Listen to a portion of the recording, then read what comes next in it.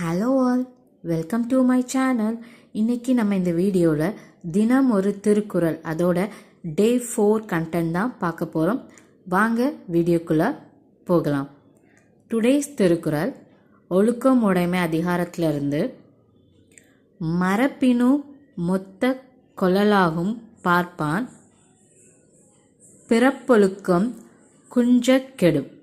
இந்த குறளுக்கான விளக்கம் என்னன்னா, ஒருத்தன் அவன் எவ்வளோ சிறப்பான கல்வி பயின்றிருந்து அதை மறந்தா கூட அவன் அதை மறுபடி கற்றுக்கலாம்.